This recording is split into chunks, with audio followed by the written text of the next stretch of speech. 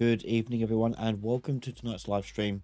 We are live and we're doing a Let's Create. We're back in a Zelda-like game, and this time we're going to be doing a boss like you would often see in a Zelda-type game. So we'll talk a bit more about what that entails in a moment. First of all, I want to say hello to everyone. But yeah, looking forward to seeing what everyone thinks about what we're about to go through. Apologies in advance. I am very sick. I'm really sick. So hopefully I can get through the next hour or so with no problem. I can see there's some glitter on my face somewhere. Yeah, no, weird. What's that? Anyway, so yeah, we'll be going live for about an hour or so.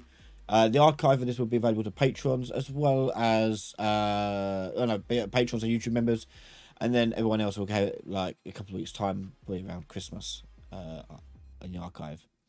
So let's get started and talk about what we're trying to achieve today. So we've got several aims we want to try and do.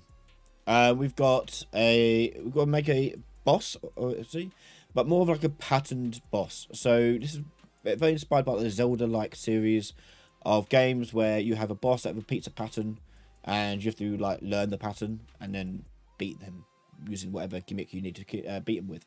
So it's not like a typical boss like you'd see in like a Souls game or anything like that. This is something that is more predetermined, routine boss. And I wanted to do this because I wanted to show off some interesting things you could do with this, and hopefully open your eyes up to some other possibilities this could lead to.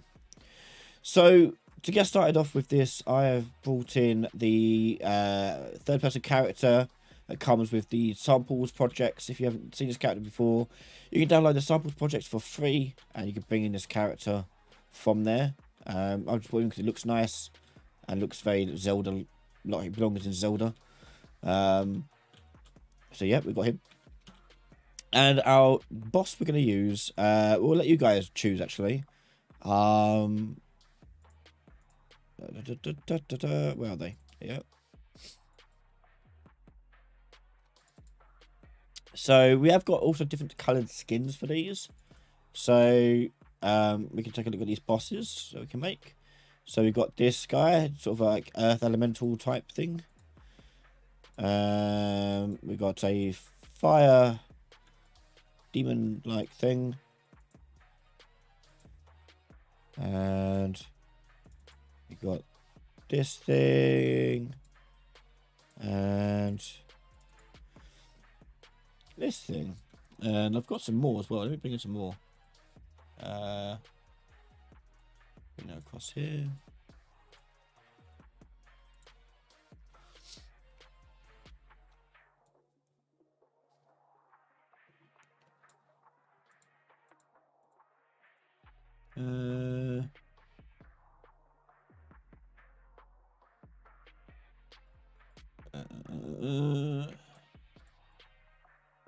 Where'd they go? Well,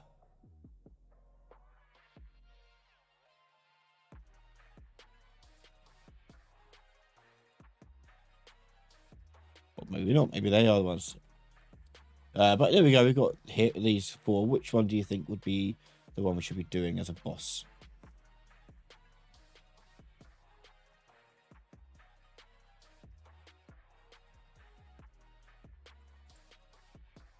Liking the fire guy, like the Goron City enemy. Fire guy seems cool. Okay, so what this one? Or Lava Man?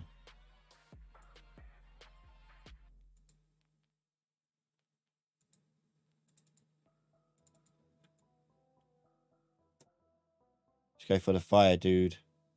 The first one, this one. Okay, we could try and make this into a boss.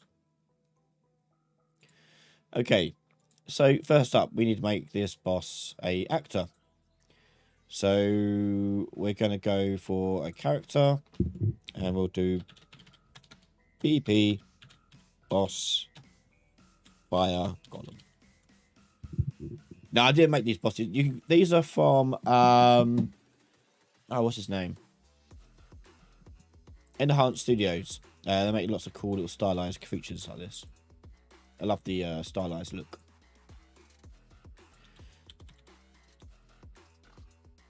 I'm unfortunately not that good of an artist. Okay, so we need to make sure our character's facing the right way. And we'll bring him down here. Okay. Also going to try and make the capsule roughly the same sort of size as him. It is an odd shape, so it's not going to be a best fit. Like that.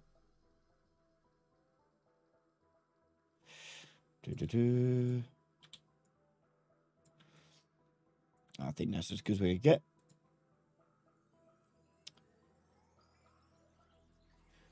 And we can bring him in. So we also need an environment to do this in too. Let's make a new level. Yeah, sure, open one.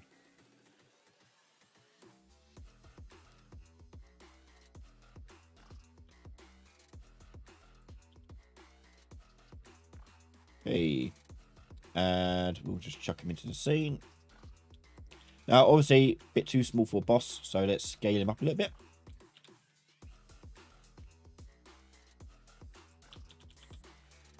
And let's think about how we could do this boss justice. So, I'm initially thinking, oh, first of all, we ain't got no animations on him. What animations do we have? Do we have any animations we can use? Animations. Fire Golem. Combat. Attack. Alarmed. Ready. Unarmed. Roar. Death. Idle. Run forwards. And walk forwards. Okay, so I think we'll just make him use just an idle for a second. So just do idle pose. Okay. And I was really going to do a good size, a good daunting size that you'd see like a Zelda type game. Go like that. And let's take a look and see how that matches up with our character. Yeah, not too bad. It could be bigger.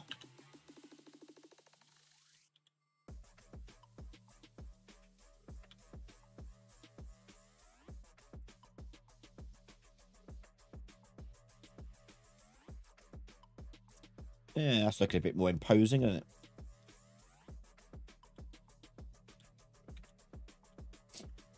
I think I'm going to go one little step further with this guy as well, because I also brought in... where is it? Lava.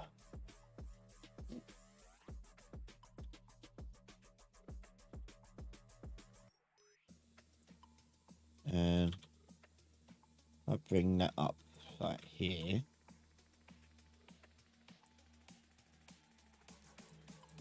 And with him, I can go to the mesh and just rotate it a little bit.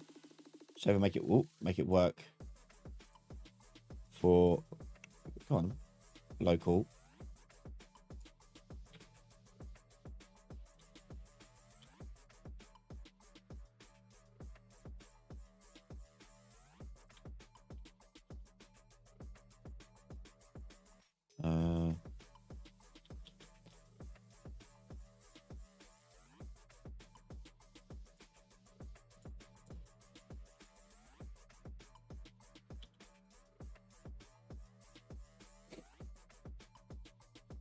How's that look? Oh, I can't really see from my point of view, can I? Where'd I get this asset from? This is from Enhanced Studio. They just had a sale on as well. I would recommend their stuff. It's really good. Let me just put in some bits so we can walk and run on. Meshes. Cliff. And we'll just bring these in.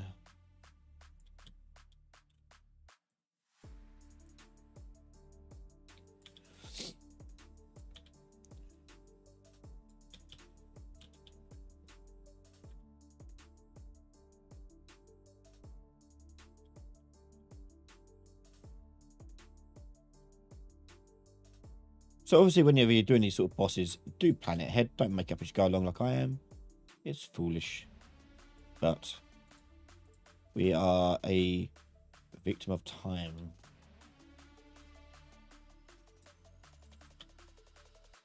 Okay. Right, where's the player start? Okay, let's bring him up. There we go. Right, so this is going to be our boss arena. Not too bad. I want his legs to be a bit fixed there a little bit. I could also just edit the mesh, like the model animations, so they aren't sticking out like that. I could stretch them out a little bit. I'll tell you what I could do. I can actually get rid of the legs. That might be quite cool. Okay, so I'm going to get rid of the legs. I think that'd be a neat way to do that. So I'm going to get rid of the legs using a scaling method. So in the viewport, if you see, the character has got the limbs, right? And you can, if you scale from the hierarchy of the tree, you can hide limbs. So I'll go to construction script, for example, go to mesh, and I can do hide bone by name. And what hide bone by name actually does, it scales it down to 0. That means anything connected to it is also 0. So I just need to make sure I get the right bone name. So let me go into here. I want thigh L right and thigh right as well. I think that should do it. So thigh L and again the other leg thigh R.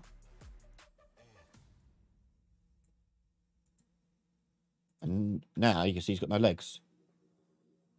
Yeah, that'll do. And I think that's going to look a little bit more imposing in here.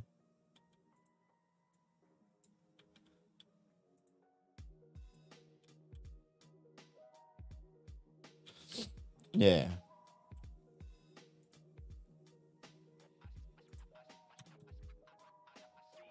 We can probably bring this back up like this.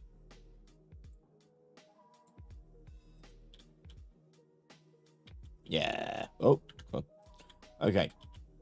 So, we got this guy. I'm going to bring him a bit closer, actually.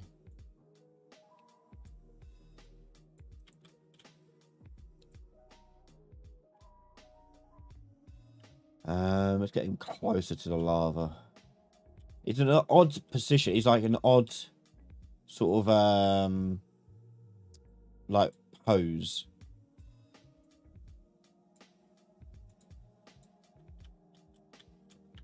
Oh, wait. Sorry, his collision is capsule's blocking this thing.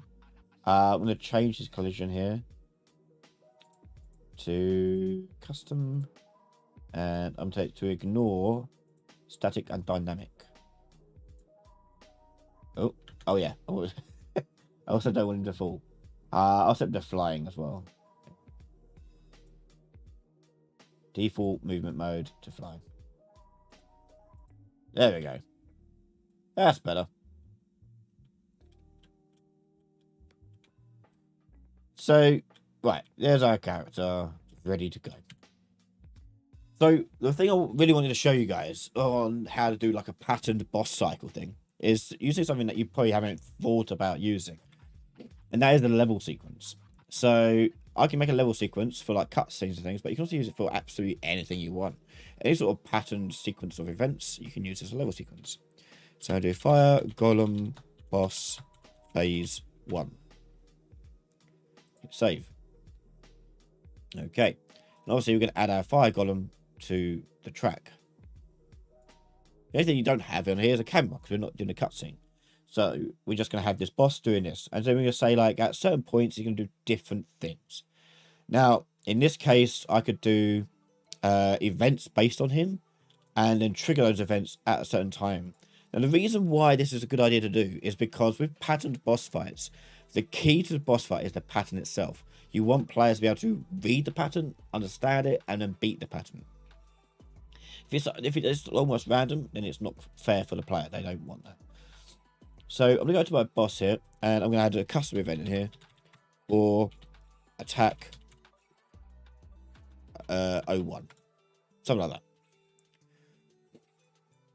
And in here, we're going to get him to do a simple animation Right,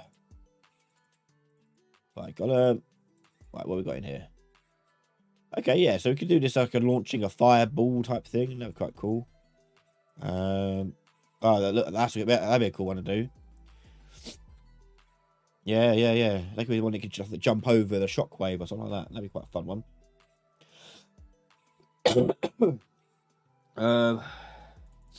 If you just joining, sorry, I am very ill. That's when he gets hit. It's death. Nice. Okay, so yeah, I think we're gonna go for these two being our key attacks. So we're gonna make attack unarmed. This one. I'm gonna go in there and make that a montage. Create. Oh God. Create montage. Attack 01 montage. Yeah, I've been having that error too, Abraham. Yeah. Just before this, I was like, oh, what's this? Yeah. Am I reading comments? Yeah, sometimes. When will we post a new next inventory system video? Very soon, actually. I think we just posted episode 23 on Patreon yesterday. So it'd be next week, probably, for everyone else. Maybe the week after. Whilst I'm here, I'll also do the other one. Create and montage. Attack. 2 montage. And that'll do. Right. Let's go back to our fire golem boss. And I'm going to drag out the mesh. And do play montage. And I'm going to choose attack 1. And then I'm going to do another one, custom event. Attack 02. And do exactly the same, but obviously choose the other animation. Like that. Okay. Next, I need to make an animation blueprint for him to be able to use these montages. If you are unfamiliar, montages can only be used in conjunction with animation blueprint because they have to be inserted in a slot. So let's go back to our fire golem thing here. Animation blueprint. Choose the skeleton.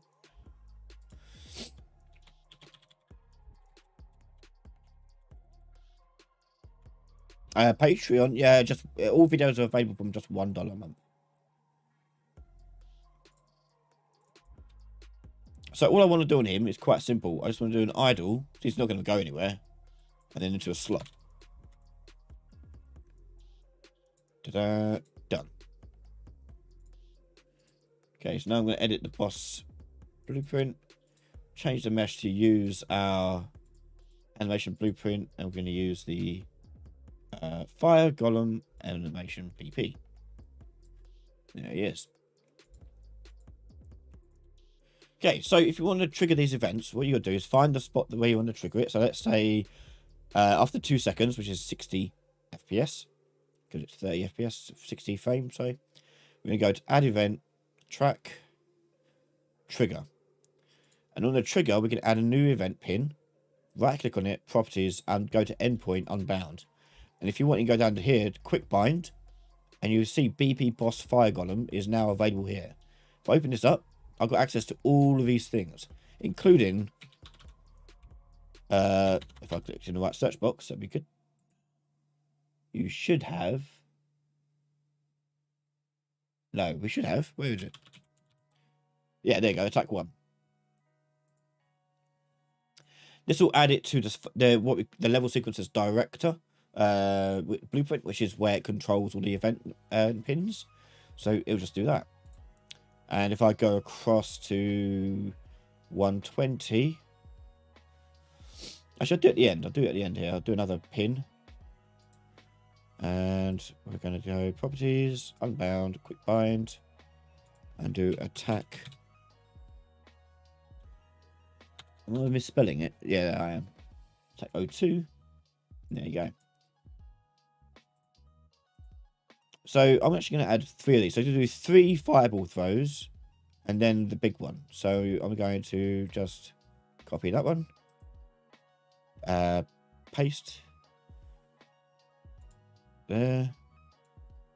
And paste again. There. Okay, so that is the event track done.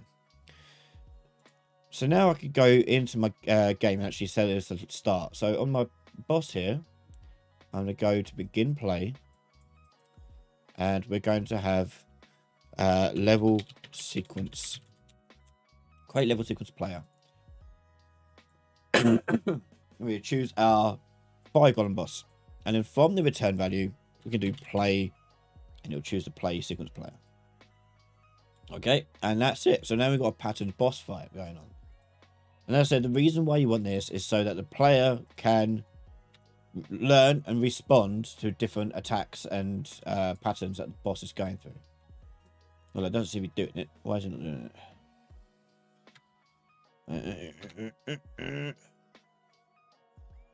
it? Should be. Level sequence player objects. Yep, play. Yep. Can play. Yeah, you should be playing.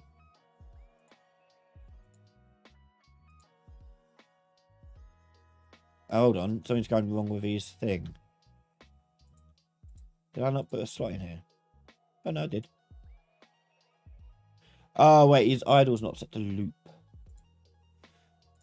There you go. Alright. But still, it should be doing a montage still. There's something going weird, like he's stuttering. When he gets to these points.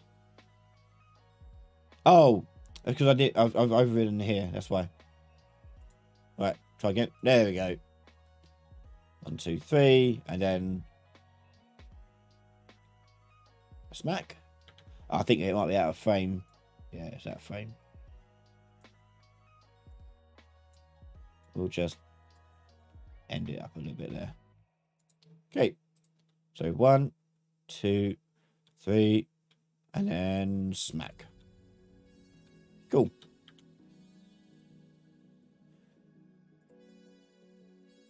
So let's brace this out a little bit. So I'm going to increase the frames here. And we're just going to increase the length of this. I don't know, just make it up as go along now. So there. I'll put this one here.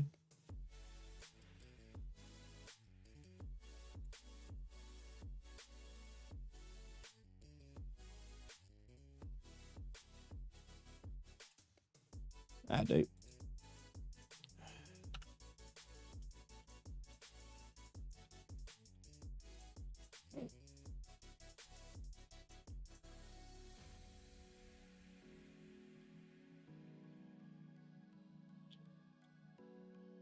Cool. Okay. So he'll play it once through. So to make it loop, we're going to go back to our blueprint. And over here you have settings. You know, drag this out and do make. And you're going to see loop as one of the pins here. And we're going to take from the loop here and do make again. And you're going to put in -1. When you put in -1, it means it's going to loop indefinitely. So I'm going to hide unconnected pins there. I'll save. And he should now do the whole loop of the pattern over and over and over again. 2, 3. Smack. 1, 2, 3. Smack. There you go. You wish you could do this? You can do this. As I say, it's very simple to do this level sequence stuff. And that's the use of level sequence is that I don't think people are using it as much as it could be used. Like you could use it for all sorts of crazy things, but people don't take advantage of it. So yeah, definitely take a look at what you can do with it. I'm gonna move him back a bit. Right here. Okay, and let's see how that looks. It's a bit better, I think.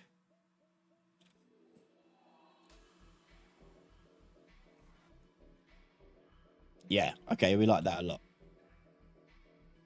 Okay, so next thing I'm going to do is to tweak this further, is he's actually a very big guy. Now, to emphasize the bigness of him, we're going to slow down his animation. So when we go into his animation blueprint, and let's go to the actual boss itself. Mesh. And go to the, open up the advanced options of the animation. And we do the animation rate scale here. I'm going to do this at 0.7. So it should be a little bit slower. And then emphasizing his largeness a bit more. Whoa. Boosh. Whoa. Boosh. Whoa. Boosh. Type thing. Bang. Yeah?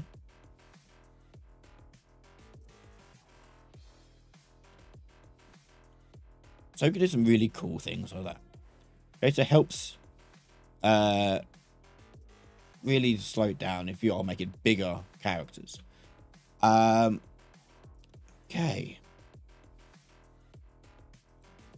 Right, so what we need to do is now make him a bit more lively and actually throw stuff at us. So I've also brought in some VFX in here. So stylized VFX packs. Look, obviously some fire. I'm going. Some fire. Lava. Is that all we got for fire? It's just that. That's not good.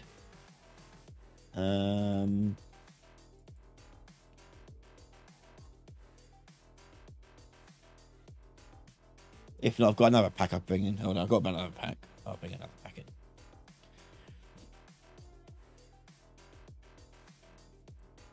I don't want to spend the whole time making Niagara effects for this because that's not the whole aim of today. Right, let's bring in Lao's 8 elements. Zelda boss project. Okay, and let's take a look at his pack there. Particles. I think it's still using Cascade, these ones, but yeah. Okay, so still looking pretty good. Okay, so we can use this to launch our projectile across to him. Right, so let's do the launch of projectiles. Pardon me. Okay, so in our attack 0, 1, we're going to do the launch projectile on the notify begin. But first of all, we need to make the projectile. So we're going to go ahead and create a blueprint class, actor, and call this BP Fire Golem Projectile. And going to have this as a projectile movement. We're also going to have a sphere collision as our root of this actor. It works better when you're doing some sort of projectile to put like something that's going to be like a primitive component be the main root of the thing. So like a sphere collision or a mesh, things like that would work really, really well. So alongside that, we're going to also bring in a particle effect. Particle as a cascade one, this one. And it's this one here, Fire Attack 01. So you do Fire Attack 01. There we go. Cool. Right, projectile movement. So this guy is initial speeds of, and this takes some tweaking, obviously. We'll do initial speed of 1,000. Actually, let's do 500, 600. Gravity 1, no bounce. Yeah, I think that's the rest of it. It's all fine there. And then on the event graph, what I'm going to do is I'm going to launch it in the direction I need to, and it will make it predict where it needs, how hard you need to launch it, and which angle to launch it at.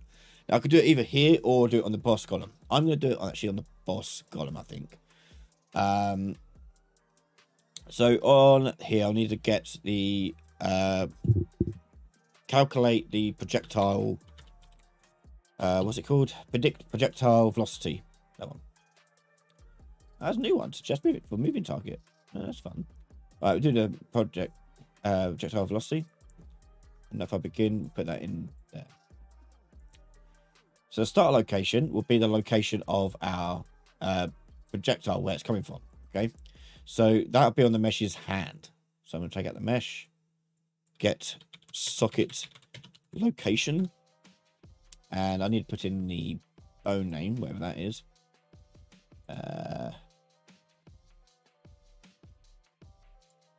Hand L, it's be hand R. Hand R. Hi, Cena. Great to see you too. Thank you for joining us. Okay, so that's the start location. The end location is going to be our player character. So get player character. And it'll be their location. And put that in there. Okay, launch speed we are set to we'll just do 1,000. Even though we maxed it out to 600, 1,000 will be fine. Override gravity, we don't want to override gravity at all. Trace option, we don't really want to do a trace. Collision radius here, we'll do 30 for now. And we'll do a favor high arc. Okay, and that gives us a toss velocity. So what I'm going to do now is I'm going to do spawn actor from class and spawn that projectile in. And it'll be fire golem projectile. The spawn transform, we're going to split this. The location is going to be our mesh's hand R. The rotation will be based upon the direction of our velocity here. Or the direction between this and that. So we'll just take these actually. Direction. From there to there. Like that. And then I will launch it. So I'm going to drag from here and do set velocity. And we're going to do... is it this one? I think this one.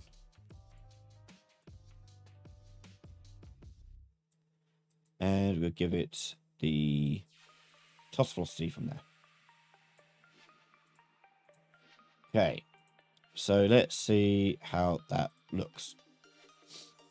Oh, we never actually put notify in the actual montage. That would help. Animations, fire golem, take one montage. So in here, I'm going to find the point where I wanted to release the ball. Right there. And then notify, montage notify. Okay, and that should now trigger that. Let's see if this works. Yeah, it's working. It's just dropping straight away. Now, the reason why it may drop straight away is a few things. It could be colliding with itself, or it could be the velocity can't be calculated far enough.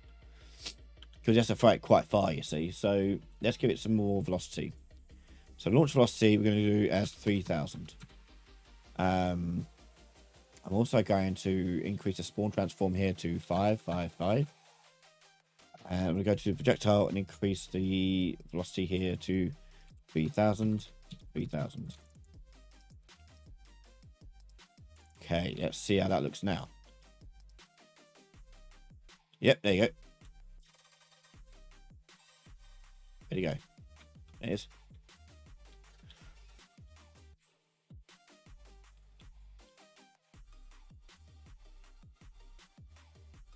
He is missing me completely, you know. Now, is he missing me or is he going for 000? I think it's going for 000. Should be aiming for me. Hang on, let's work that out. Get player character, get to location. Is it end location? Yeah. Let's draw debug and see what's going on there.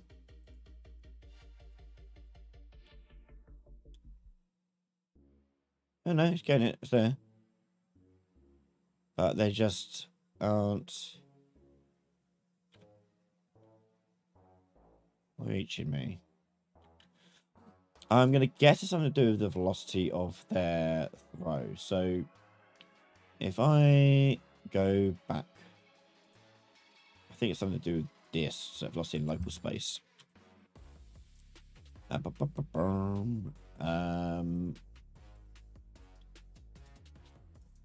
What I want to do is actually I want to keep that, I think, but I want to set the initial velocity to nothing.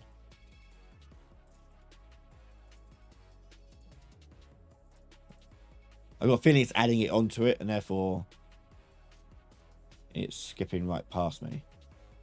Yeah, no, it's still hitting past me. Okay. Let's work out what's going on here. Projectile. So we'll see. Okay, what I'm going to do is I'm going to go to projectile here on the construction script. And we're going to take the projectile movement here. I'm going to set initial speed. Like this.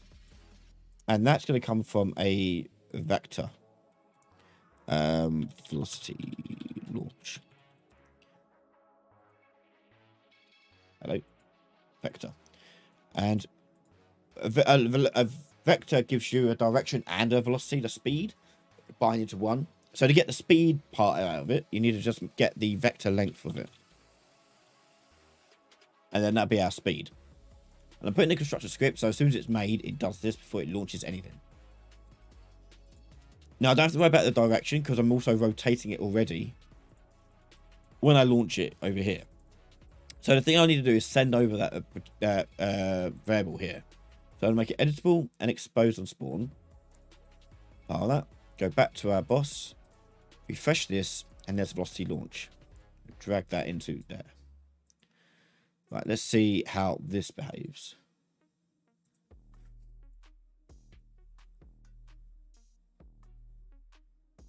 Yeah.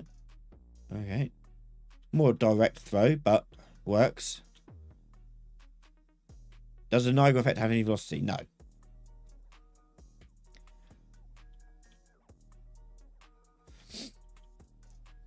Okay. So I want to give it the rotational part of it now, I think. So rather than using the simple direction between the two, let's take the toss velocity and get that from there. So I'm going to do normalize. And then plug that into the rotation from X vector. And it should now take into account the direction from the velocity calculation. So now we should get that high arc. And it should land on me. And follow that debug line pretty well. Yeah. Boom. Boom. Cool. Okay, so we've got that part down. Next is the projectile's explosion on impact. So let's do that. So projectile. And on the event graph. And by the way, that's the correct way of using the construction script. That's what it's used for.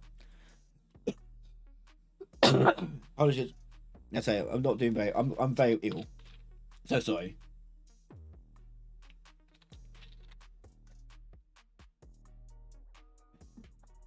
Okay. No, projectile. So what it's going to do is when it hits something, it's going to destroy. So event hit. We'll do destroy actor. And then on the destroyed event, we're going to cause an explosion. So I'm going to do spawn. It's emitter, isn't it? We want emitter at location. Explosion. And mail magic. Yeah, we'll do that one. Location be our actor location. Also destroys on. Okay, I think we're good there. So the reason why we do it like this is because destroyed is going to explode no matter what. This is just a method of destroying the actor. It can be destroyed by other things. But no matter what, the explosions can happen whenever it is destroyed. So the thing that we might have to change here is the scale of this one. So what I'm going to do is I'm bringing the actor's scale. And plug that in as well. Okay. So, we now need to make this thing collide with the floor. So I'm going to go to its sphere collision. Go down. And change it from overlap all dynamic to custom. Because it's going to hit pawns. No. No, we won't make it hit pawn. We'll make it hit... Okay, we'll make it hit the pawn. And we'll make it hit while static and while dynamic. Like that. The thing we don't want it to do, though, is to collide with and destroy its owner. So, what I'm going to take on the construction script... I think you do on the construction script. Can't recall if you can or not. Ignore... No, you have to be on begin play. You begin play. Ignore actor when moving. So this is how you make projectiles ignore the person who's thrown them or shot them. So the actor here will make the owner. And we tick the should ignore box. What we have to do is then make sure that you assign the ownership to it. So owner here is self. Okay. Right, so let's see if that works. So it lands on me. It should explode.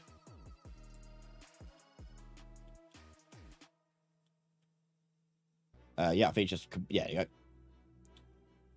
Nice.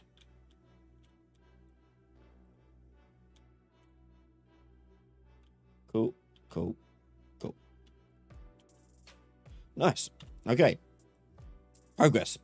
Next up is we're going to go for a more Zelda-like camera and make the camera always face the boss. This keeps the player focused on the boss entirely, especially when you're dealing with a stationary boss like this. It makes it a bit more interesting. So we're going to make a camera for this boss battle. So blueprint class, actor, and we do BP, fire golem, boss, camera. And we're going to have a spring arm. And that spring arm we're going to make quite long. We'll do that as like a 1200. And then add a camera to it.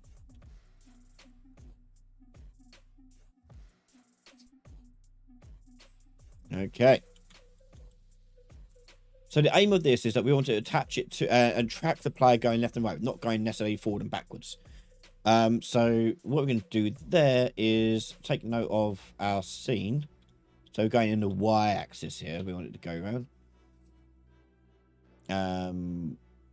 Or we could just put it pivoted here, and it could just pivot around like in a circle like this.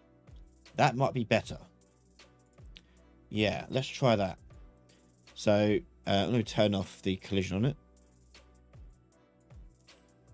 Spring arm collision test.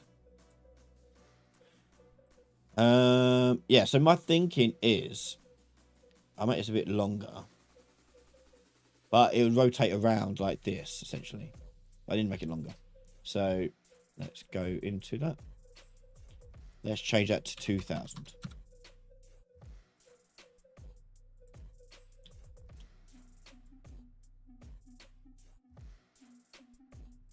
And let's just, so I'm looking at the preview here to see how this looks when rotating around.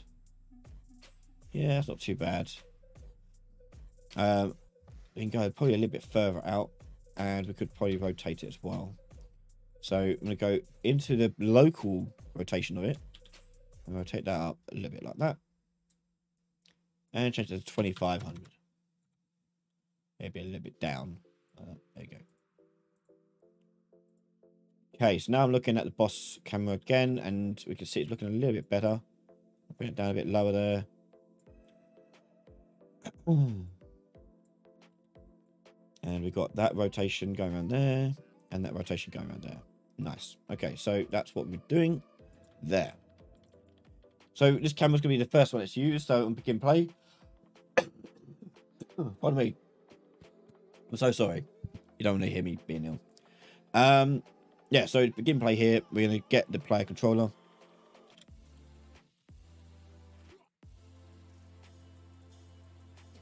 And then we can tell it to set view target, blend to ourself.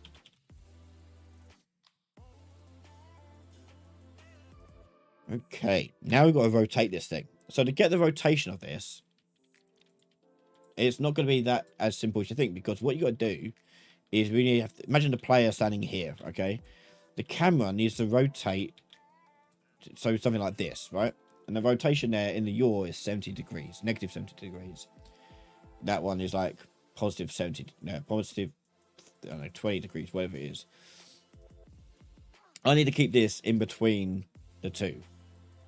So, how can I do this? Well, let's think. I need to get the direction, at least the angle between the character and the camera. Or the boss, at least. What would be better? We'll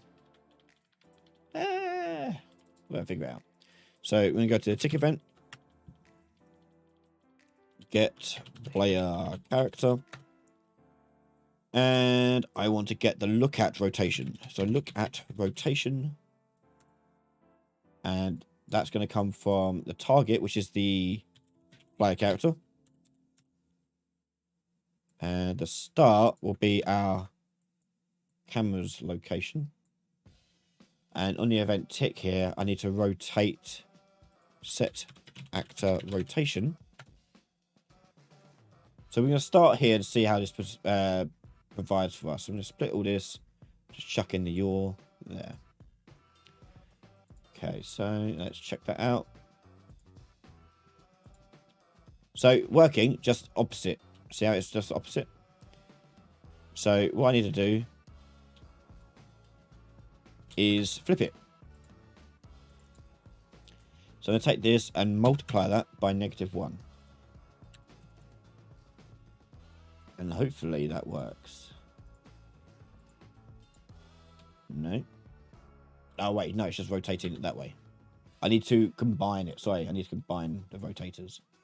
Okay, hang on. I need to recombine this. And I need to do... I can't do add, can you? You have to combine rotators. There you go. Combine it with 180 degrees. There we go. Split that. We don't need that. And you all goes into there. Right, let's try that again. Yeah.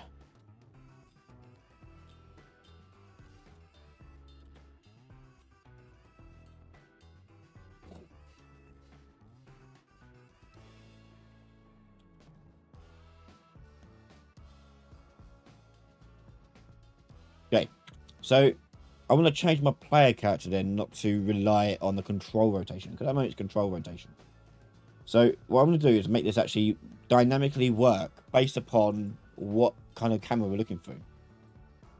So at the moment we're getting control rotation when we're walking around like normal, which means I can move the mouse and it'll turn on the spot and things, which is not what I want to do. So I want it to be relative to the camera. Otherwise...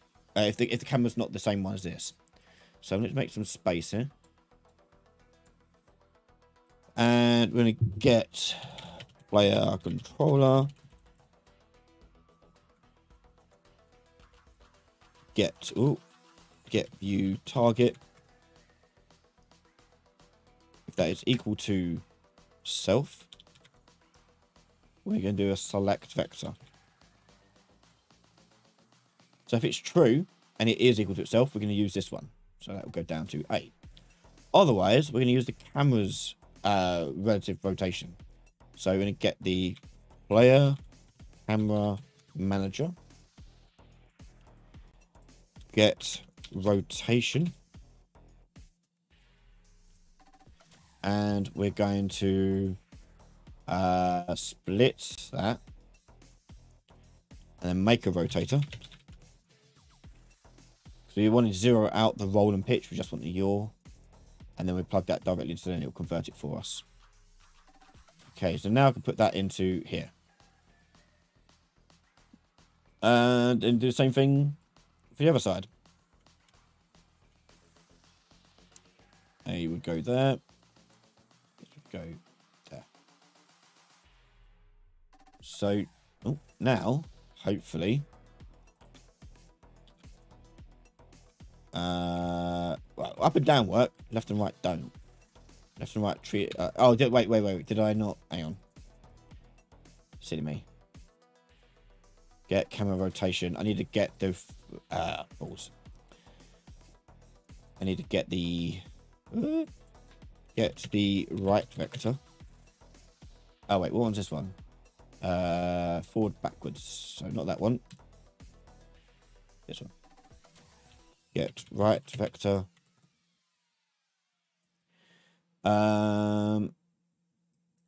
Don't need to do that then, do I? I could just do split. There. Oh no, I don't. I want to get. No. I was wrong. Back.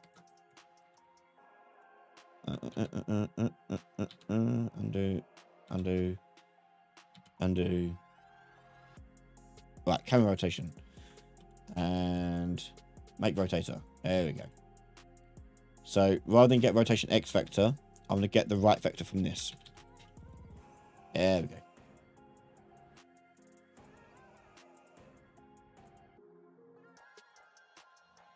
Yeah, there we go. So now I'm holding down right, and he's running around in a circle based on that the rotation. So I'm not actually doing anything else apart from holding right and left. But because we've got a round scene and our camera's rotating, he's going to move in relative to the camera's rotation.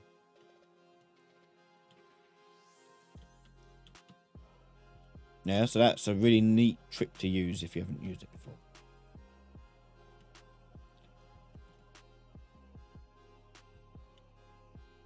Cool. Right, next up, let's make him rotate towards us. Make the boss rotate towards us a bit more.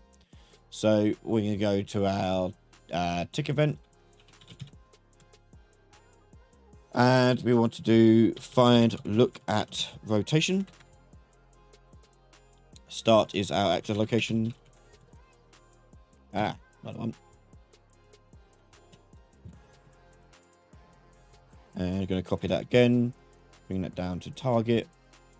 And that'd be the player character. Okay. And then I just want to take the yaw out of this. So split that. I'm going to do set actor rotation. And we're going to split that and put the yaw in. So now he should track us wherever we go. That should look a bit more menacing.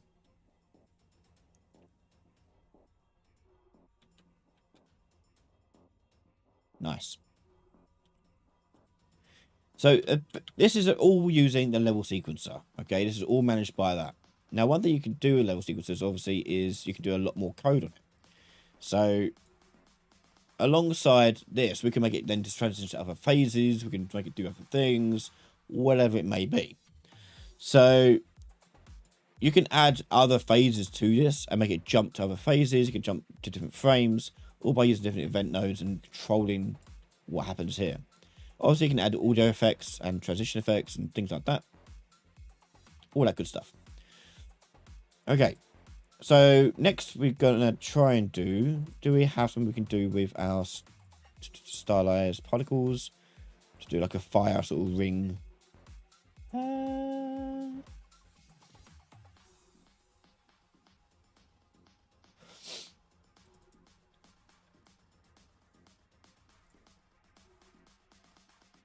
Yeah.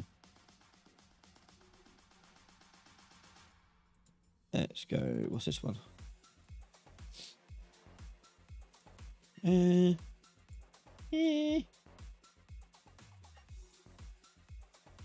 Ideally, I would like a wall of flame going out. How can I do that?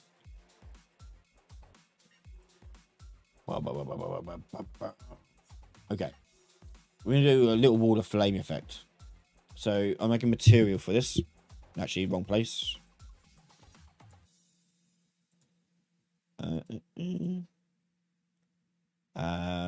Make material there. Flame wall. Okay, so flame wall here, we're going to do a nearest surface distance. That'd be world precision. And we'll say if this, we're going to do divide by 100. Let's do 200. And we're going to clamp this between 0 and 1. And put that into base color and also into translucency of our opacity there. So what I'm looking for here is when I put this material on an object near a surface, it will highlight the ground, basically. So if I bring in a shape, a sphere, if this works, I'll explain the material a bit more as well.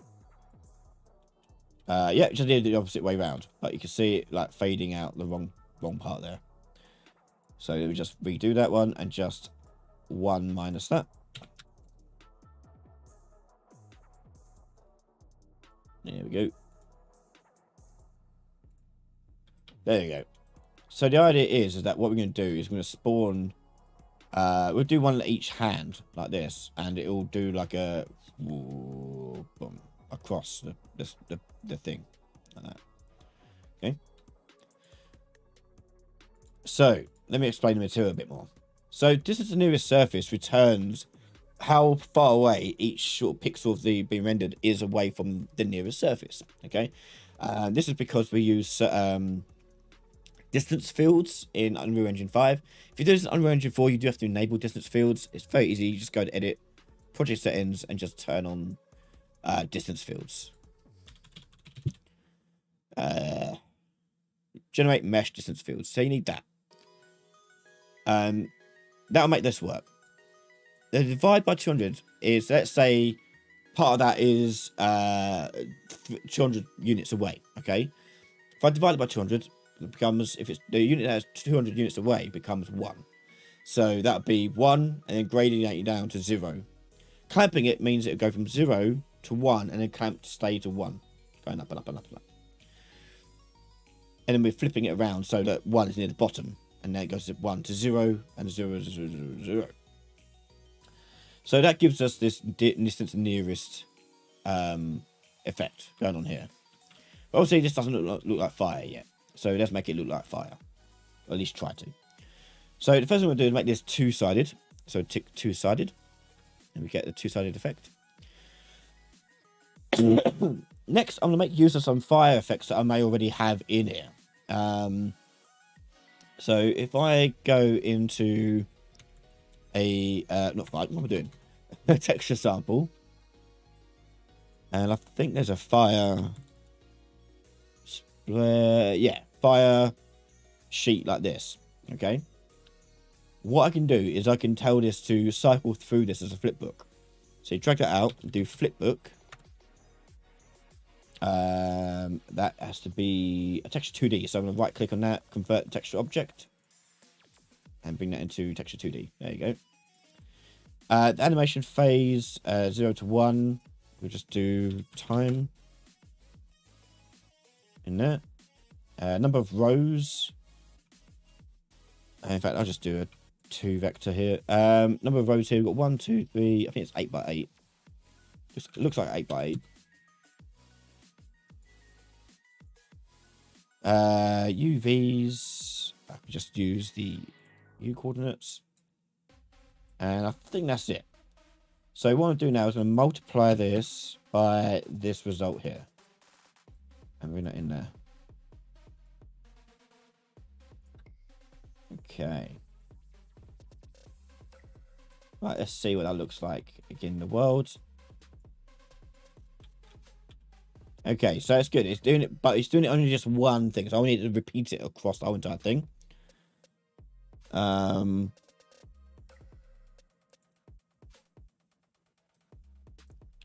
we're going to do a texture coordinate here. U tiling. We're going to do 20 by 20. That's not going to work, is it? Because poop. Okay,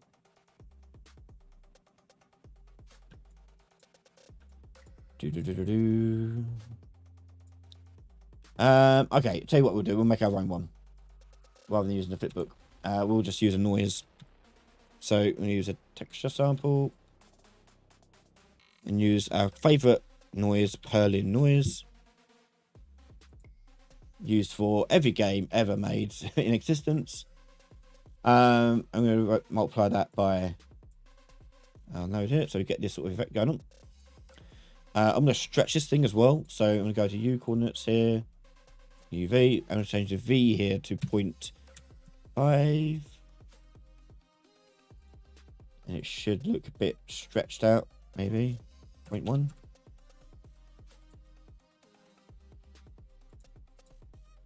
Yeah, a bit more stretched out. We're going to put a panner in here. And put that in there. And we're putting a speed of 1. Let's change it to 0.5. apply that to that. Not too bad. Next, I'm going to use a sine wave, I think, to increase like make it more wavy looking. So we're going to do a sine wave. And for that, it's going to manipulate this opacity. Okay. So I'm going to do the sine wave and multiply that by this. Then bring that into opacity. And then time will go in here. And this is just get started. So I'm starting off with this. And then I'm going to affect, like, obviously I don't want it doing this. I want it to be doing something a bit different. In fact, actually, no. What I want to do instead is not there. So, it builds this divide here. That's what we want to do. So, sine wave, and we're going to do a lerp. That'll be the alpha. Now go in there. I'm going to go between 200 and 300. Ooh. So what we get now is this sort of like behavior doing this. If we want to slow it down, we can do just multiply the time by a value. We'll do 0.4.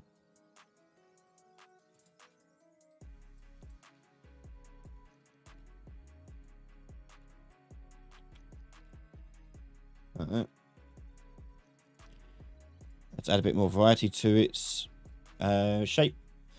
But I'm going to animate the panel as well in the Y by a certain amount. So the Y here, we're going to go and append vector. We'll do 5 in here.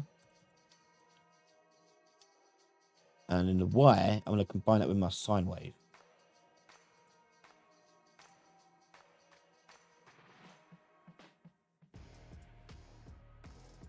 Somewhat.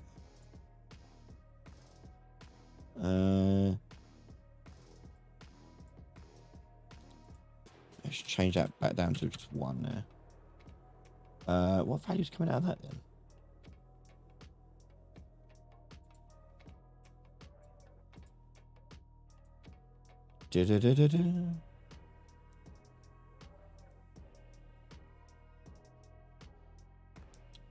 You don't know, save files and save games don't show. Did you also do the previous save game stuff in that series? So you have to, it relies on that, so make sure you go back to that.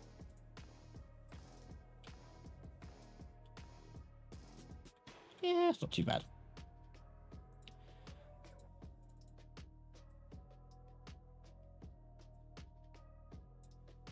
And obviously we want to multiply this by color.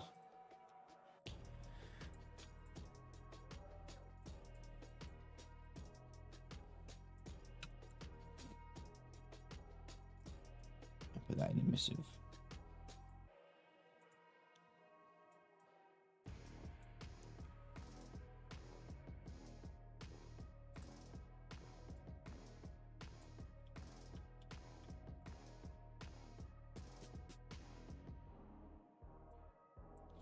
So I think it goes a bit too high. So I think I'm going to adjust the lerp here. So I'm going to go from, let's try 100 and 200.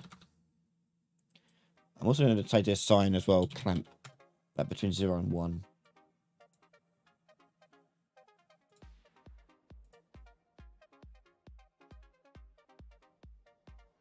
Yeah, I think that'll do.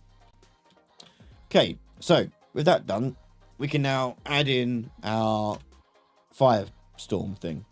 So I'll make a new blueprint class, actor, by BP Firewave. And we'll add in our sphere component. And I'm going to set that to my fire. No, what's it called? Flame wall. I'll just do it there. There you go. Right. And this thing on the event graph is going to then expand out. So we're going to do begin play. We're going to do a timeline. expansion. And we're going to add a float track. 1 second long. Size, we'll call it. And this is going to go from 0, 1 as a value, to 1, and let's do 10. We'll change it to 1 there. There we go. Okay, so we've got this curve going across like that. And then the size here, we're going to take the sphere and we're going to do set relative size or scale. Put those two up there. Okay, and when it's finished, we're going to do destroy actor.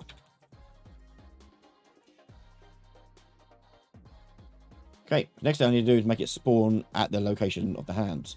So, let's go back to our column and go to the other attack. Attack 02. On notify begin, we're going to get the hand R position and hand L position. And we're going to do spawn actor from class. On notify begin. This one will be the flame wave. Fire wave, sorry. Fire wave. Spawn transform split. Bring it into location. Don't care about the rest. That'll do there. And I'll do another one. And this one is going to be coming from the left hand.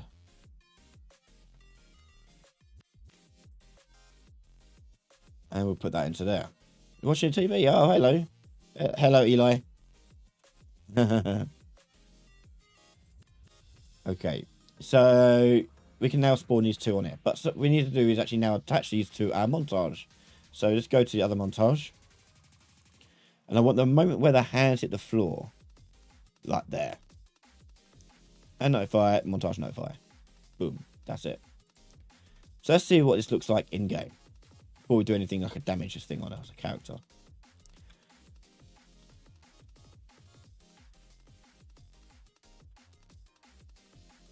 That weren't too bad, but I need to be a bit bigger, I think.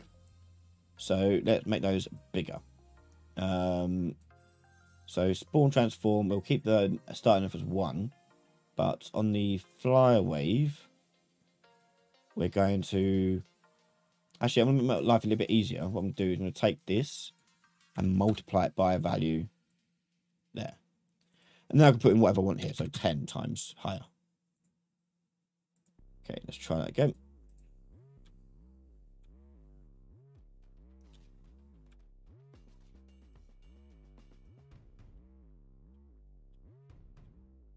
That looks a bit better, but a bit too fast. So let's make them slower. So I'm going to go to my fire wave again. And then before I go begin playing, I'm going to drag in my expansion component, which is the timeline. The expansion set play rate. So rather than messing with the actual curve, I'm just messing stuff with outside of the curve. So I don't have to mess about moving pins back and forth. I can just do this. So 0.25. So 4 times slower.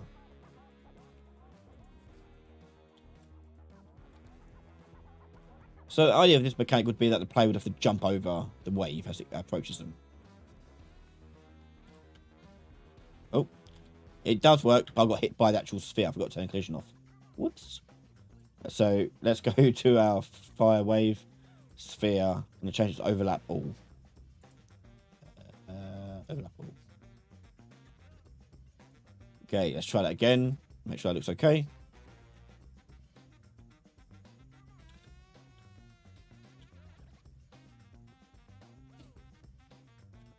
Whoa. Okay. So, how to detect when my players hit the sphere? Because obviously it's a big sphere. I can't just do an overlap. So, what I'm going to do is I'm going to go into the fire wave here. And on the sphere component, add event on begin overlap. And First of all, I'm going to check if the actor is how far away the other actor is from the floor. So I'm going to do a floor trace with them. Okay, so I'll take the other actor. I'm going to do a line trace. Oh no, what am I doing? Line trace by channel. And other actor, we're going to get the location. Put that into the start. And the endpoint will be this location plus a distance down. So we're going to do negative 1,000. So no matter what height I am, it's going to go down. Trace channel will leave as visibility. Actors to ignore, we're going to do make array and plug in our other actor. We have to do this because we can't rely on ignore self, because we're not ignoring itself, we're ignoring the player. So that's going to go down to hit the floor. When it does hit the floor, I'm going to, first of all, do that and break open our result and get our distance. This is how high the player needs to be above in order for it to, or to avoid being hit. So if that distance there is less than, we'll say 200, because that's what I've done with my material. I could put that into, like that. And now I can actually apply damage to my character. Apply damage to the hit actor, which is over here. Yoink. There. We'll do like 100. Damage causer. Self. We'll do owner.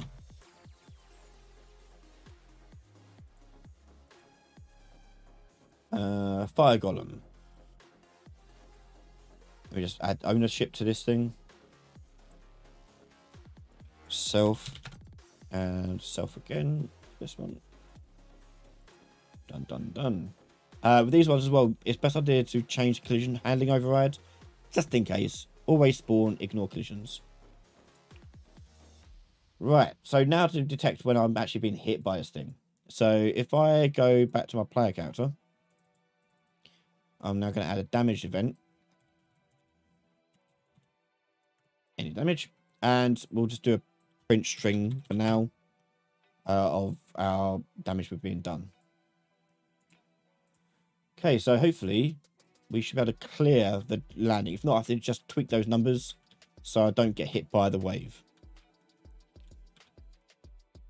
Okay. Didn't get hit. Good. Right, and I'm going to purposely get myself hit by the other one now.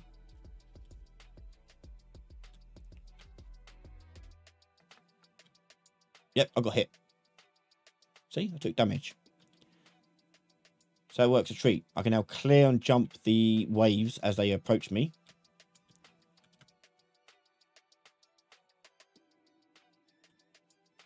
And away I go. Very nice.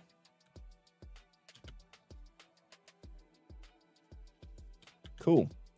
Next up, let's add a camera shake to this thing. So when this event happens, and if I begin, we're going to do play camera shake. So get player camera manager. And we'll do camera shake. And you'll see start camera shake. So ask for a shake class. There is a default one you can use.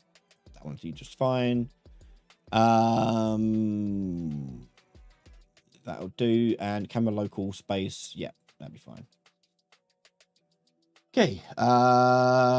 Yeah, let's see if that works. So when he smacks the floor, we should see a little shake of the camera, hopefully.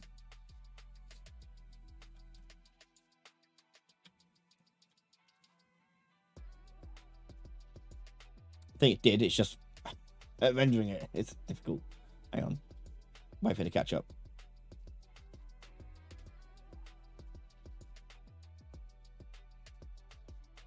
Right, try to wait for it again. I really won't freeze. You can make your own camera shake classes if you need to. Yeah, so you didn't do it there. Now, I'm curious about this because I did have issues with this with the other day with someone else. So I'll make a new one just in case. So I'm going to go into camera shake. Camera, shake, base. Yeah. Shake. Open this up. Yeah, so we're going to change the root shake pattern to a purling noise camera shake. And we are going to location amplitude 0, 1. Yeah. So this is how much it shakes by. So I can do 30. And see how that looks. Go back to our boss. Use the shake. Let's see if that works out better. How's my son feeling? He's doing a little bit better. Yeah, I think he's still got a chest infection. I think I've caught whatever he had. There you go. Camera shake. Nice. So it's a bit touch and go, but he seems to be better lately. But we'll see how he gets on with the medication.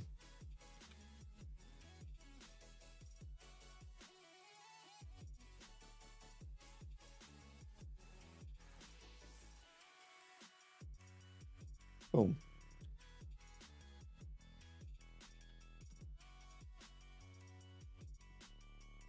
Okay, so let's say we need to make him now have a window of opportunity where we can do damage to him. So I'm going to go and look at what we've got animation-wise. If we have anything we could use, that would be great. So we've got throws, we've got that one, we've got that one. Hit, we don't need that. Ready, don't need that. Combat raw. Death, which we're not dying just yet. Walk forwards. No. I guess what I could do is I could make it so that he stays like this, down a bit, and then and freezes there and waits there, and then goes, and it gives us a chance to jump on his hands and damage him. There might be a way to do it. So I need to take that animation then. I'm going to duplicate it so I don't break it.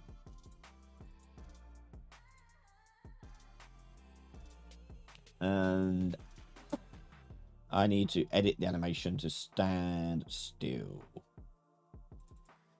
So it gets down like that and then stops. Like that.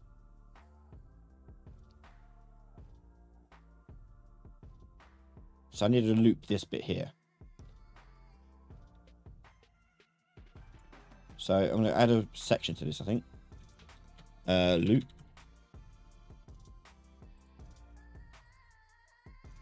End. And on the sections for this, the way this works is by default it's going to link them all up. So default, loop, end. I'm going to clear this and go default needs to go into loop. Then loop's going to go back to loop. So it loops around it. And end will be on its own. So if I preview the start of this one, we just want to make sure this loop here looks okay. This looks stupid. We don't want this.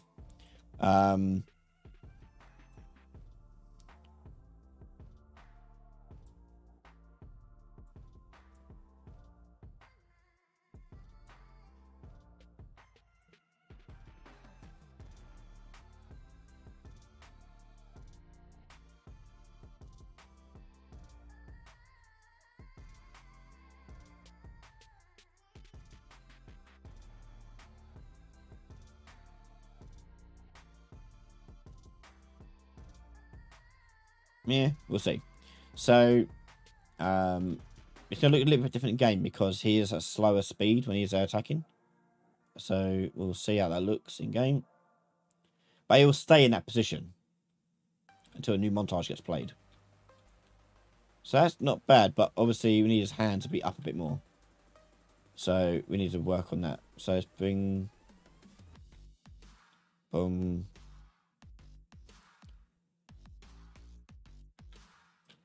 Okay, so we need to raise him up a little bit, don't we?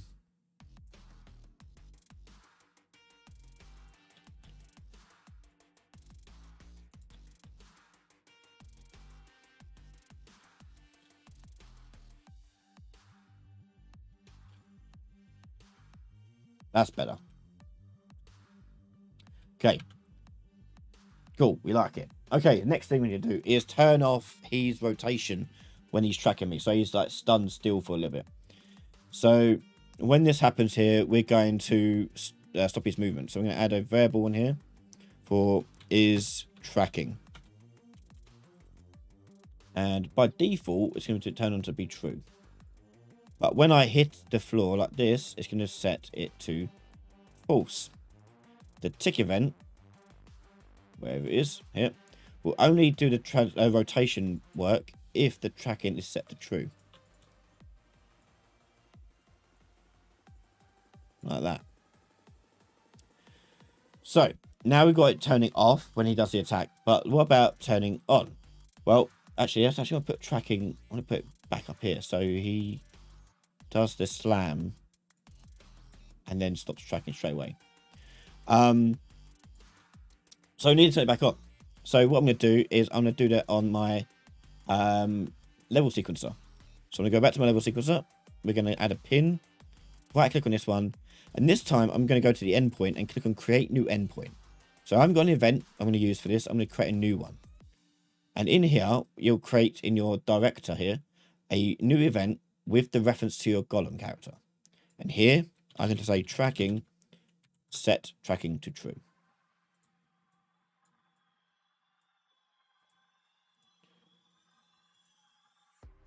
Okay, so let's see if that's working. So he should be tracking me just fine, which he is. And then he'll slam the floor, stay still, and then start tracking again. Okay. When he stays tracking, though, that's when I also want to tell it to continue the end of this animation. So go back to my sequencer director, take the fire golem. We're going to get the mesh. Get the anim instance. And then from that, we can do play montage.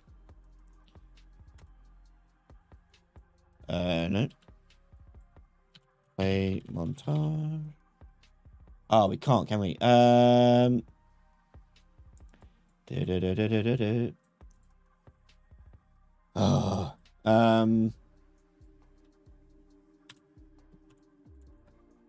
We just need to set end that, don't we? So I'm going to go back to my boss column thing and do a reset event. So take this same montage here and set the section to it to be end. And then back on my thing here, I can then tell this one to be reset.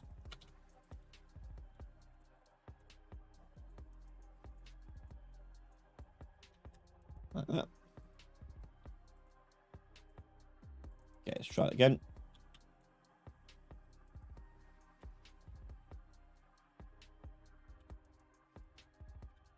Slam. And then away it goes. I'll tell you what, I may actually do. Oh. Take that tracking off there.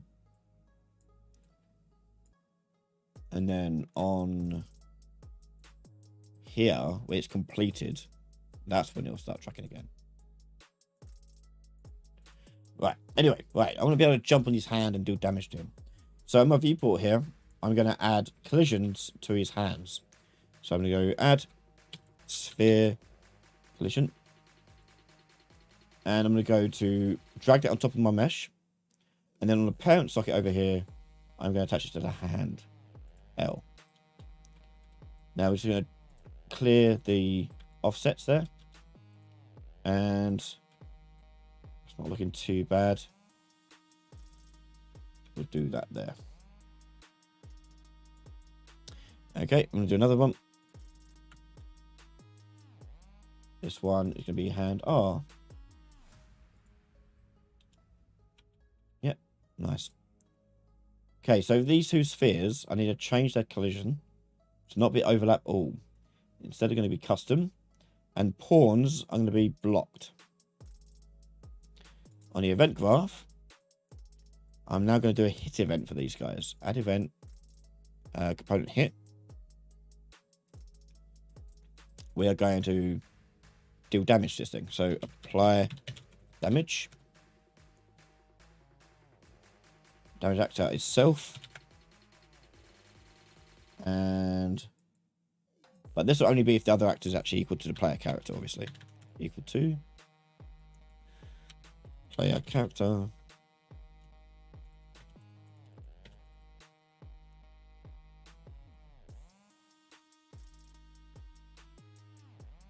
Damage, we'll do 1.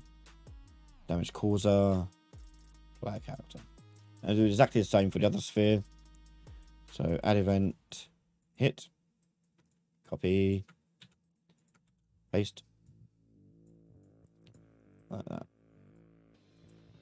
And then on the event when this thing receives any damage, I'm going to set it to play the hit animation montage. So I've got a hit in here somewhere. Hit. Montage.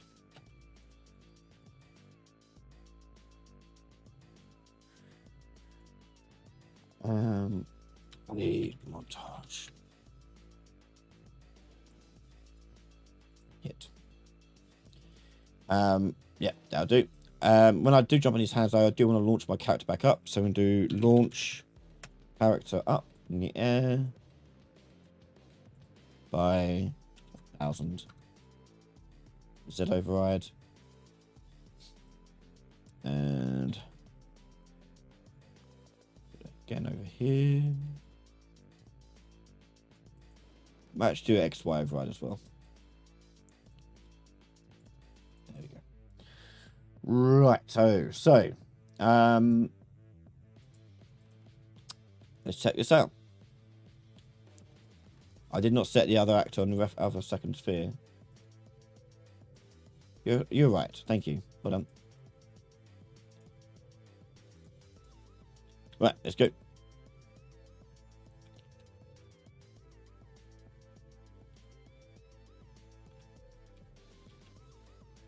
There you go. Hit him. I walked into it, but it works still.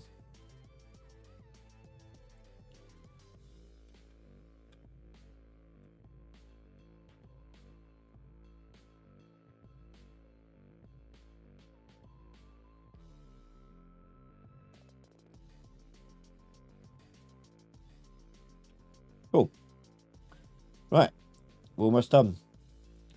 So if you want to check that you actually are hitting him by landing on him, what you want to do is get the velocity of your character or of the thing that's hitting it. So velocity, and if you want to split that, if the Z velocity of this is less than 0, it means it's going down. So you want that and that, which means you're landing on it basically. Copy.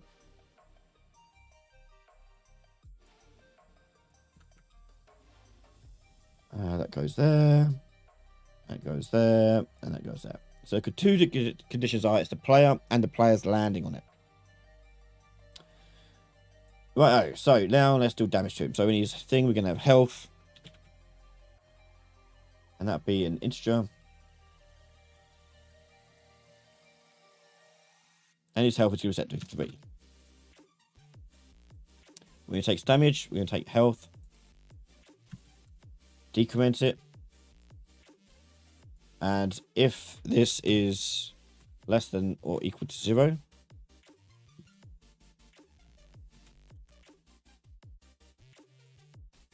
we're going to die.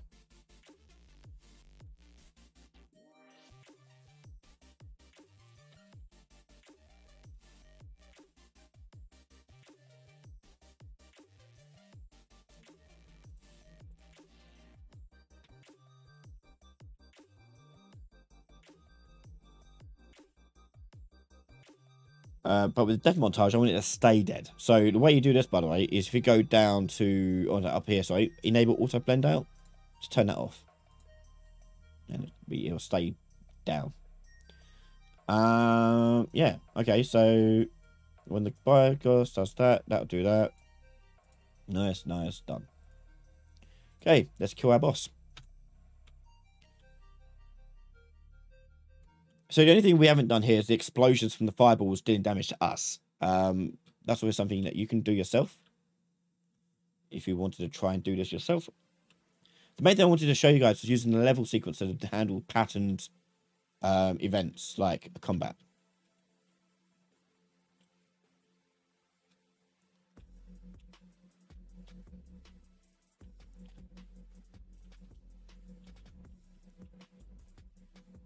Right, one more hit, I think.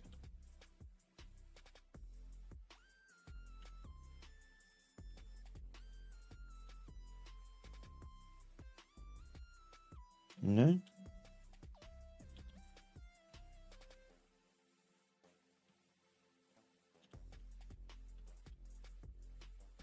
I hit him, so why is he not dying? Did I forget to do something? 3. Let's just print string that out. Do.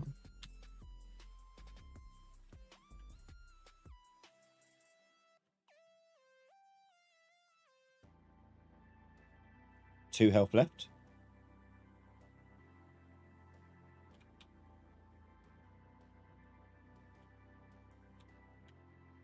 One health left.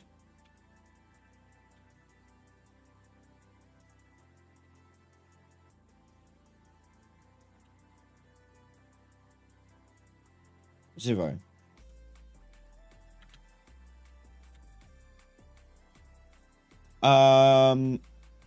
No. Why is that not working? Oh. I think I know. So I think it is working. I think the big issue though is that the level sequence is still playing, so we need to stop doing that. So back at the start here, we've got this other actor coming out. Or return value. We're going to promote that to a variable and do combat phase. Like that. And then when I die down here, there's that combat phase here to stop.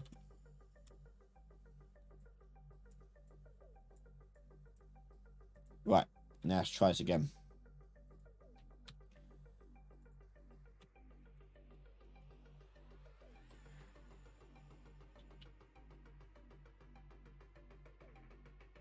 One hit. Oh, I don't know. Did I count? I don't know if it counted.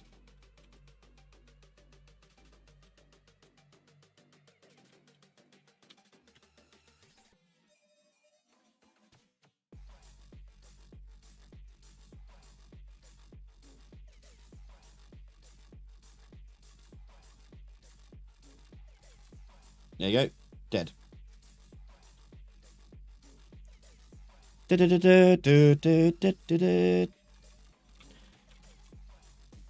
go. So the big takeaway I want you to take away from this is that using the level sequencer for things other than cutscenes. This is just a boss fight, but you could do this for all sorts of monolith objects and different things happening in your level. So do try it out. Try think of ways you could use it. It'd be really useful and really save you a lot of hassle. Now, we've only done one phase of this fight. It'd be interesting if you are going to try and do this yourself. Can you figure out how to make it go to a second phase? So when it reaches a certain point of its life, it'll transition to a different sequence. I'll let you try and figure that out and play with that yourself. But you should know how to do it. If you watch everything that we've done here, you should be able to take that away from that. So finally, before we go anywhere, does anyone have any questions about what you've seen here today?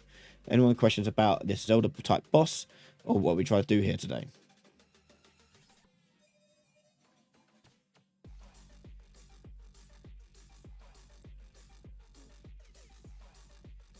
We've got projectile stuff. We've got the wave, expanding wave damage stuff.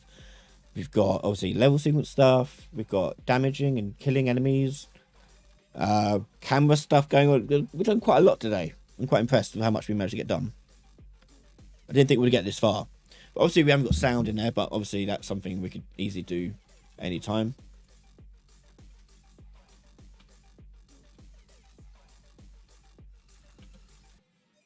Yeah.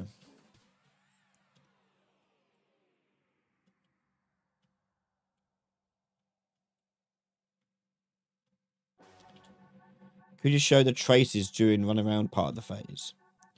What, you talking about the line trace going down, the meteor shower things?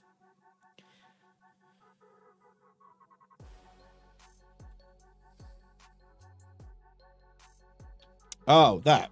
So that is using a node. Up here for suggest projectile velocity. I just saw debug turned on. In here you put in the locations, the end, start and end, and you put in the launch velocity of 3000, and I'll toss that into my projectile. So yeah, the next thing I'll do is to tidy this up really, so I convert this all to functions. So we'll do that one, and we'll do collapse the function, launch projectile. Done.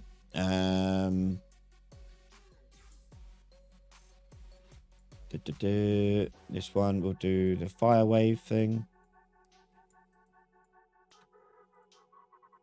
Collapse the function. Spawn flame waves.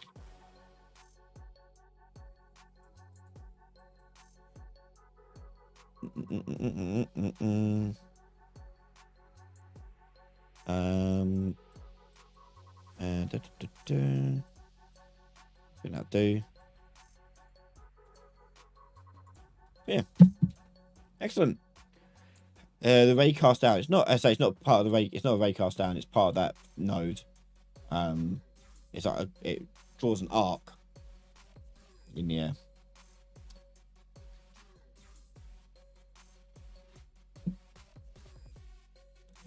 You want to say, okay, I'll show you one little transition event you could do. So we're going to make another sequence. So Fire Golem Boss phase 1, phase 2 transition. We'll call this one.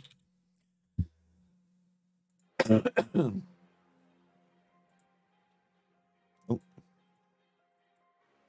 And this is going to be, we're going to add him to the track. We're going to add an animation for his roar, maybe.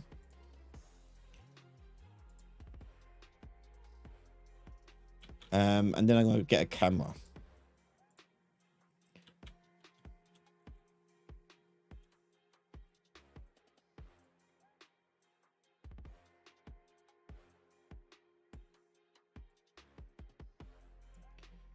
Okay, so it does the roar and then comes back out. Save that. Oh, hang on. Yeah, save that. And then out of the camera. And then on the boss, we can do a transition phase. Now, what you could do, for example, as a bit of a little extra thing you can see and how to do this. If you go to phase 1, I'm going to go to the end here and add a event on this. Whoops. Add properties, create new endpoint. And in here, I'm going to have a variable which tracks the amount of times I've gone through this one. So, tracked loops. That could be an integer. Get that and increment it. And if it is greater than 2, for example, we'll make it transition to a new sequencer. Which you don't think you can do here. You can't do a level sequence from here, I think. Oh, no, you can. Sweet, all right. Do that. And then, well, it might be better to do it actually on the boss character. So, custom event. Transition. Create level sequence player. Fire Boss 2. Settings will set autoplay. Just tick that. And then when it's finished, so on return value here, we'll do bind event on finished. We can tell it to play this again. So we'll do custom event start phase 1.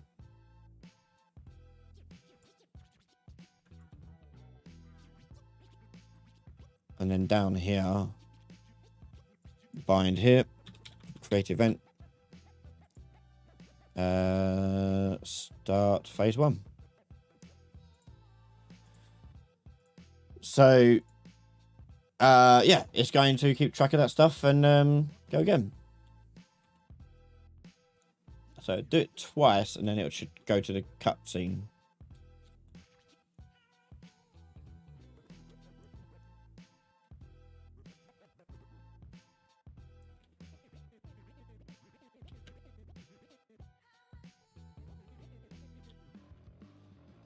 Oh, did I do greater than or greater than equals 2? I can't remember now.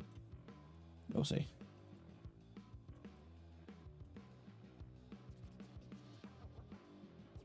Oh, wait, I did actually call the thing. Whoops.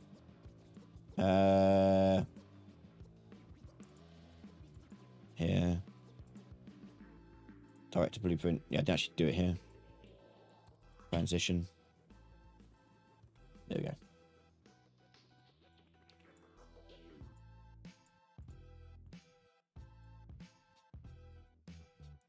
Right, let's try this again.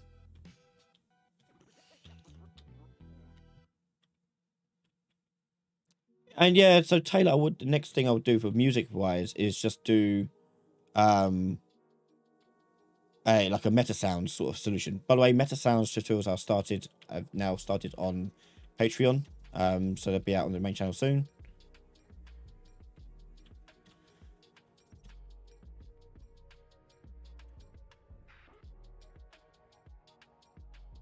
I think the other montage is overriding it. I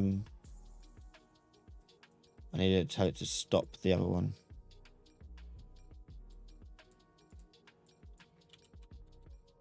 Stop.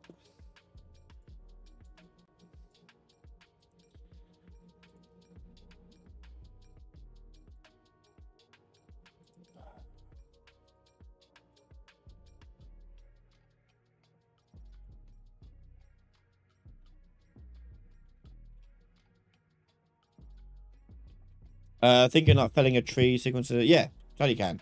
So in Mimic, for example, we use the animation sequencer to handle a lot of the interactions a player has with various items in the game. Why is it not doing its transition? Breakpoint. I'll do greater than 1.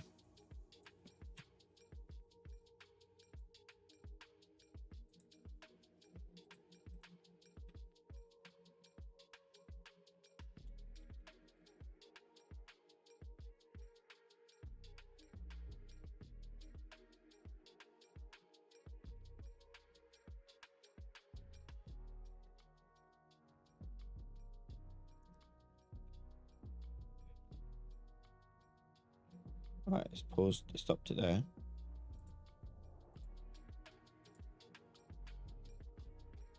Right, we're still okay. Okay, it is working. It's just getting stuck in there. I need to tell it to change animation mode in the second one, I think. So in phase 2, if you go to animation mode, you add a key for this. And it will add a key down here to use custom mode.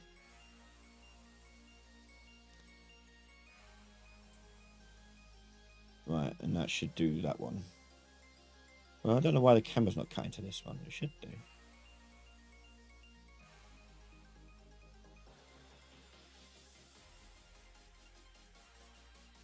Take a look.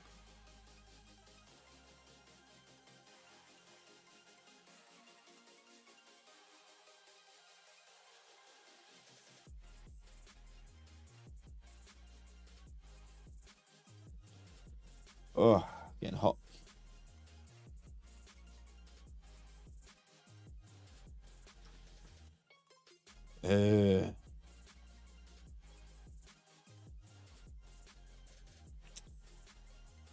Is it going to play? That is the question.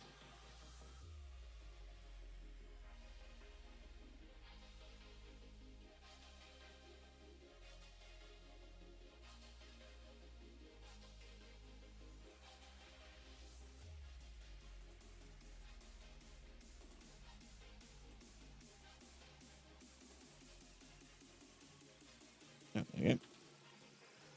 I thought about it.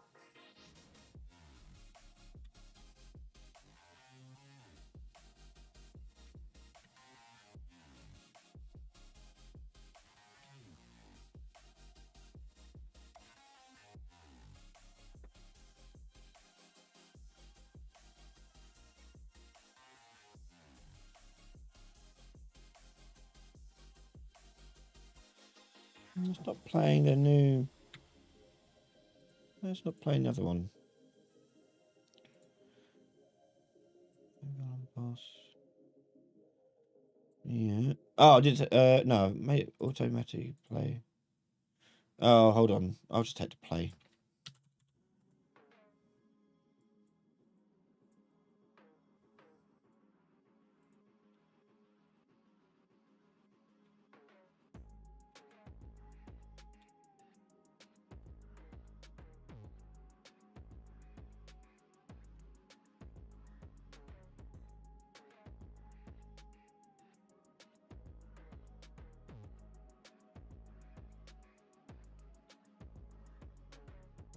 There you go.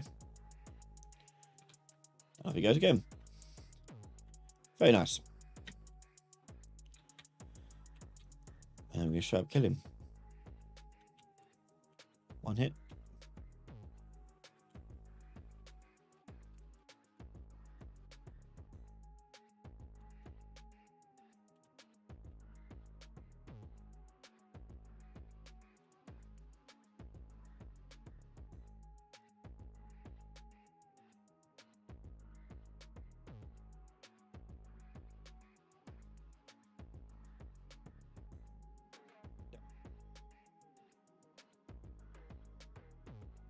And you could also make it so it cuts to the other camera too.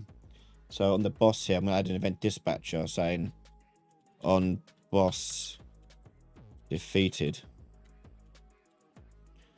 And when I die, we'll kill the boss rather. Up here, what do you call this? Actually, I'm going to do it on the completed of this. There. And on the camera, I go to the camera. Oh, actually, I don't need to do that. I can just do get player character and get player controller.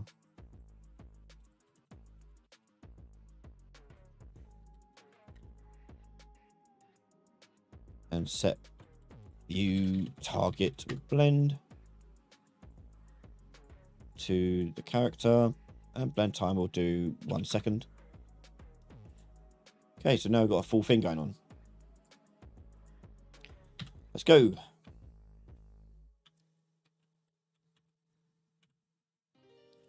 Imagine you got like boss fight music. Oh,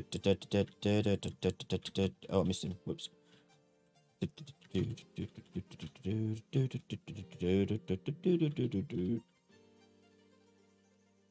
Yep.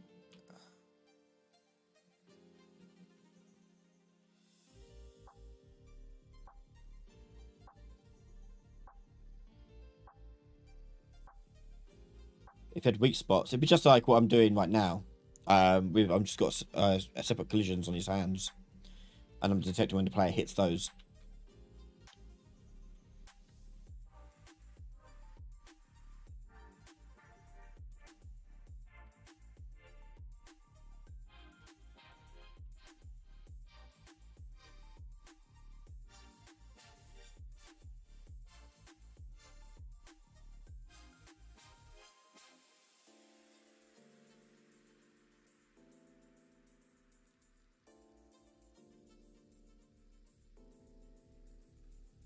Yeah, this is a sphere collision on his hands here. Why is he not taking damage? Like, dying. There we go. And now, the camera will transition back to my guy. Oh, wait. Damn it. It won't do because I haven't done the blend out. So, rather than it completed, we'll do... notify again. Notify. Touch event. There you go.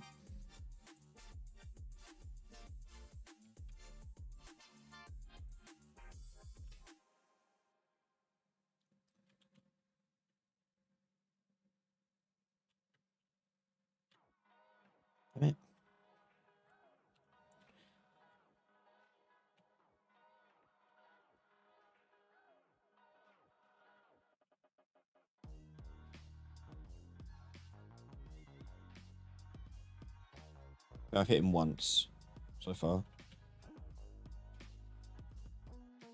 Two hits.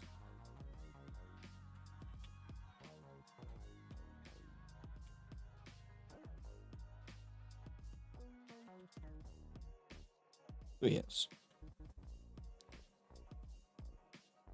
Okay, and now I'm back to my adventure mode.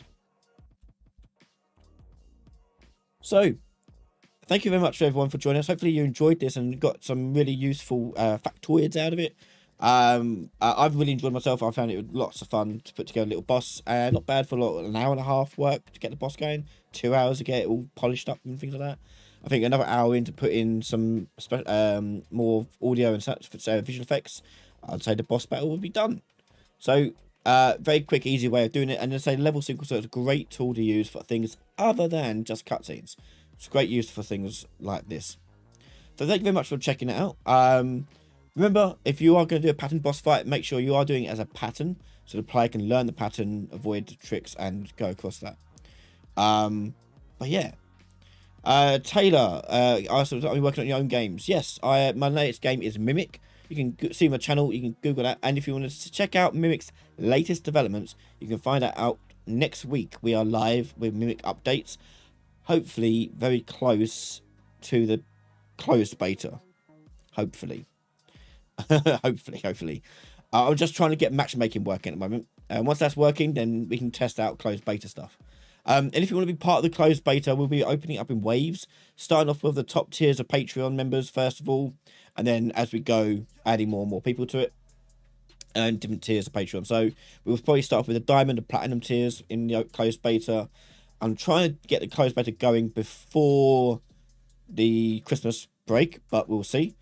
And then we've got, then we're opening up to the gold members, and then silver members, and bronze members. So if you want to get into closed beta, head over to Patreon, support the channel, get access to videos early, get access to creator challenges, everything else in between. Don't forget as well, there is also the Game Jam happening on January 1st. Sign up to now over on itch.io. It's a month-long Game Jam. Check it out, and you can sign up and win the cash prize. And as is tradition every year, we are going to do a live quiz show for Christmas, raising and giving away money prizes to people listening, watching live. So I look forward to that as well. Thank you very much for your time today. Hopefully you've enjoyed yourself and learned a lot. I've been Ryan. Thank you very much, and I'll see you later. Bye.